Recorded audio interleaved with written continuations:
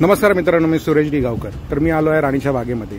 राणीच्या बागेबद्दल थोडक्यात माहिती मी माझ्या शॉर्ट व्हिडिओवरती दिली आहे। तर राणीची बाग ही भायखळा स्टेशन पासून अगदी जवळ आहे।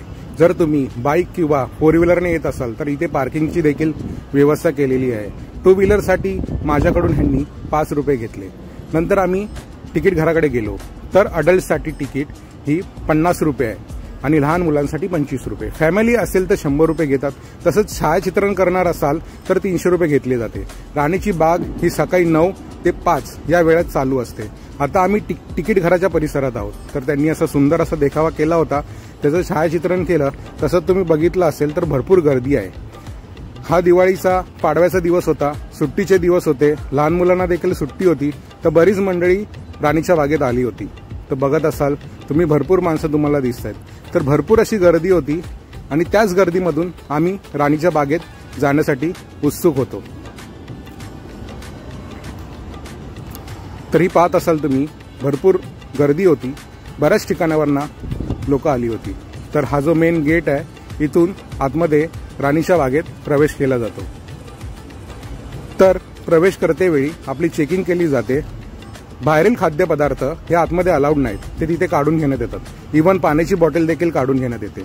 नंतर आम्ही राणीच्या बागेमध्ये प्रवेश केला। तुम्ही बघत असाल मी सांगितल्याप्रमाणे तिथे भरपूर ही वनस्पती म्हणजे झाडं ही भरपूर प्रमाणात आहेत। अतिशय सुंदर वाटलं।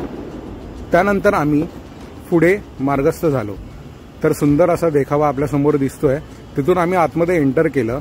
राणीच्या बागेची आम्ही अतिशय सुंदररित्या आनंद घेतला आणि आम्ही हळूहळू पुढे जाऊ लागलो। काही ऐतिहासिक गोष्टी तिथे आम्ही पाहिल्या आणि आम्ही त्याचा आनंद घेतला। तर अशा प्रकारे आम्ही पुढे चालत दिलेल्या नकाशाप्रमाणे सर्व प्राण्यांची तसेच वनस्पतींची माहिती घेतली। आता आम्ही पुढील प्रवासास तर तुम्ही पाहत असाल येथे इंग्लिश आणि मराठी अशा 2 भाषेमध्ये उत्तमरित्या माहिती दिली आहे। तर ती आम्ही वाचत पुढे निघालो। आता आपण आलो एलिफंट हत्ती। तुम्ही पाहत असाल सुंदर असा हत्ती आपण पाहतोय, एलिफंट आपण पाहतोय। त्याची निगा राखली जाते। सुंदर असं हे दृश्य बघायला अतिशय आनंद वाटला। हे बघत असाल तुम्ही येथे सिंह हा लवकरच येणार आहे, कोल्हा हे लवकरच येणार आहे। त्यांनी तसे बोर्ड लावले होते। आता आपण आलो आहोत अस्वल। भरपूर गर्दी असल्यामुळे प्रवास हा भरपूर हळूहळू होत होता। तर बरेच चांगले प्राण्यांबद्दल मजकूर बोर्डवरती लिहिले होते। वाचण्यास देखील भरपूर आनंद होत होता। तर अशा प्रकारे आम्ही अस्वलकडे आलो। भरपूर कॅमेरा इकडे तिकडे फिरवला, देखील अस्वल दिसत नव्हता। शेवटी आम्हाला अस्वल दिसला। तर झूम करून मी त्या अस्वलचं छायाचित्रण केलं। त्यानंतर आम्ही तेथून बाहेर निघालो। हळूहळू पुढे सरकतच होतो आणि तेथील झाडांचा आस्वाद घेत होतो। तर आता आपण आलो स्वान म्हणजे कुत्रा, डॉग यांच्यातील प्रकार, त्यांच्याबद्दल उत्तमरित्या माहिती तिथे लिहिली होती। नंतर आम्ही स्वान म्हणजे कुत्रा म्हणजे डॉग ह्याचा एक प्रकार बघितला, ह्याची एक जात बघितली। सुंदर असा प्राणी दिसत होता, त्याबद्दल माहिती होती। नंतर आलो आम्ही तरस आणि बिबट्या। येथे देखील भरपूर गर्दी होती।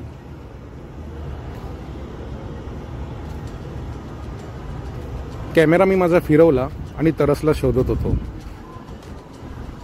तरी तरस कुठे मला दिसत नव्हता। नंतर झूम करून बघितलं तर तो झोपला होता। तसंच आम्ही पुढे गेलो आणि आता होता बिबट्या। मला आवाज येत असेल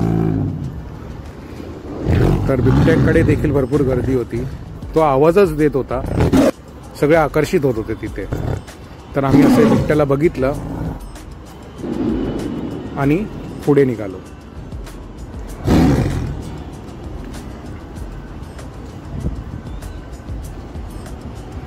खारुताईबद्दल देखील असं एक सुंदर मजकूर तिथे लिहिला होता। चितळ, सांबार हे देखील एका झाडाखाली बसले होते। सर्व एकत्र होते कळप करून। नंतर आम्ही आलो तेथील एका गार्डनमध्ये, म्हणजे आतील एक जिथे भरपूर अशी झाड आहेत तिथे आलो। अतिशय सुंदर वाटत होतं। झाडांची सावली होती, गर्दी देखील भरपूर होती. तिथे आम्ही एक वेगळा आनंद लुटला.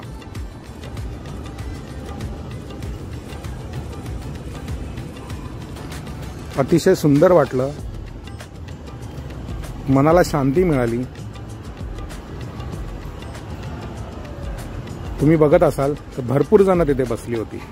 जर तुम्ही सकाळी लवकर आला असाल तर राणीच्या बागेचा टायमिंग हा 5 वाजेपर्यंत आहे. तर तुम्ही ह्या सगळ्याचा आस्वाद घेऊ शकता, प्रत्येक ठिकाणी जाऊ शकता, आपला वेळ स्पेंड करू शकता. आम्ही तिथे देखील काही छायाचित्रण केलं. नंतर आम्ही निघालो पेंग्विनकडे. पेंग्विनसाठी भरपूर लाईन होती.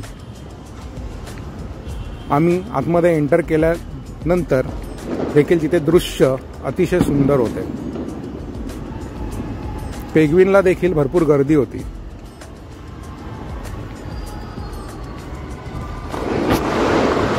मी बरेच तेथील दृश्य हे माझ्या कॅमेरामध्ये छायांकित केले.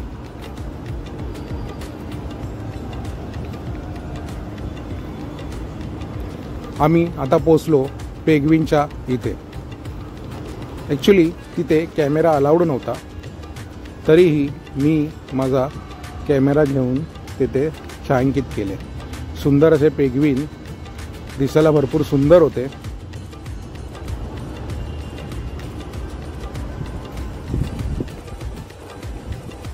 एक कळप करून ते पाण्यामध्ये फिरत होते.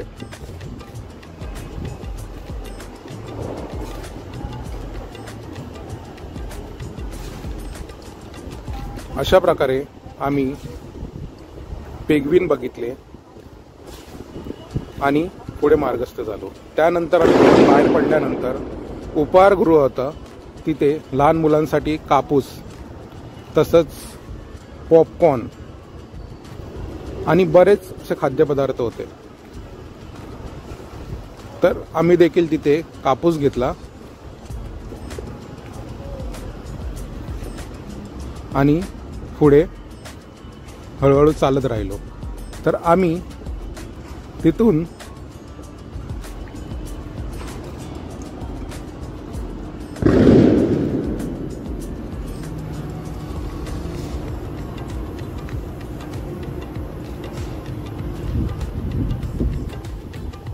मग कापूस घेतल्यानंतर आम्ही तिथून उपाहारगृह मध्ये प्रवेश केला. तिथे बरेच स्टॉल होते, बरेच फेमस असे स्नॅक्सचे स्टॉल होते. तर तिथे गेल्यानंतर तुम्हाला जरी तुमचे खाद्यपदार्थ आतमध्ये अलाउड नाही केले तर आतमध्ये उपाहारगृहाची सोय आहे. तिथे तुम्ही जाऊन स्नॅक्स, खाद्यपदार्थ म्हणजे तुम्ही उपाहार घेऊ शकता. नंतर आम्ही निघालो पुढच्या प्रवासाला.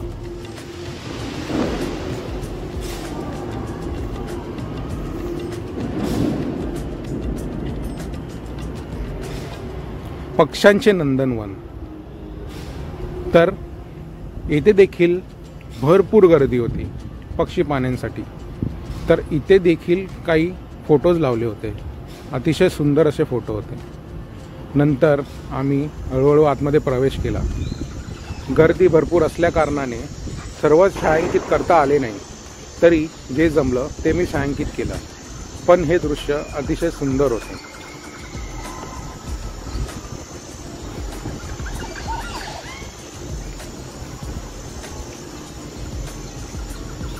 तेथील जो आवाज होता पक्ष्यांचा किलबिल अतिशय सुंदर वाटत होता. त्यानंतर आम्ही पुढे मार्गस्थ झालो. नंतर आलो, बघितलं तर तिथे कासव होता, टॉर्टॉईज. तिथे आपले इंडियन टॉर्टॉईज, देशी कासव हे एका ठिकाणी होते. ते पाण्यातच राहतात. त्यानंतर आम्ही पुढे बघितले राजस्थानी कासव, जे वाळूमध्ये राहतात. हे देखील सुंदर वाटत होतं. त्यानंतर आम्ही पुढे गेलो क्रोकोटाईल, मगर. अतिशय सुंदर असा देखावा केला होता. आम्ही देखील तिथे काही फोटोज क्लिक केले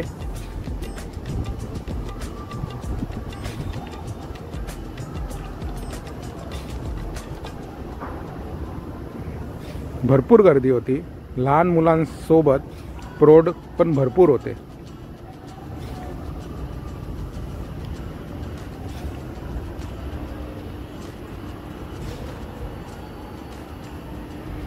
अतिशय सुंदर वाटलं.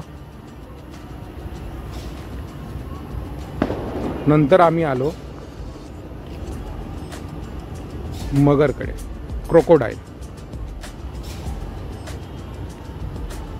नेमकी ही मगर काचेजवळ येऊन फिरत होती. ते मी छायांकित केले.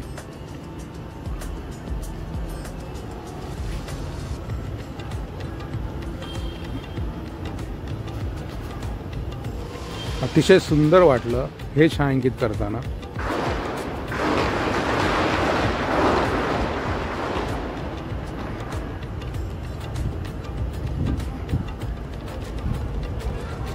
असं वाटत होतं अक्षरशः ती पाण्यावर तरंगते.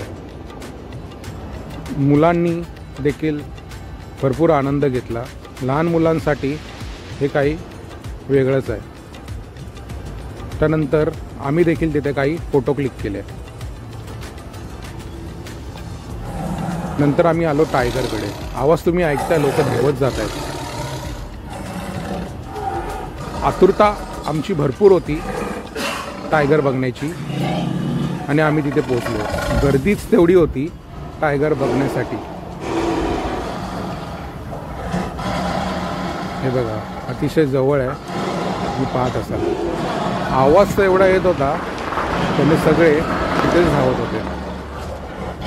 अतिशय सुंदर वाटलं. असं वाटत होतं जणे की मी त्याला समोरच बघतोय. तिथे पाणी होतं, ऊन देखील तेवढं लागत होतं. त्याच्यामुळे तो बऱ्याच वेळा ह्या पाण्यामध्ये पोहत होता. आता अशा प्रकारे आम्ही सर्व वनस्पती तसेच प्राणी पाहून झाल्यानंतर आम्ही निघालो आता आमच्या घरी.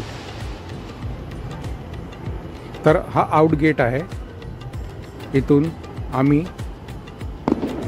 एक्झिट केलं. अशा प्रकारे आम्हाला भरपूर आनंद वाटला. जर कोणी येणार असेल तर नक्की या, भेट द्या, आनंद घ्या. एक अतिशय सुंदर असं आहे. Bye bye.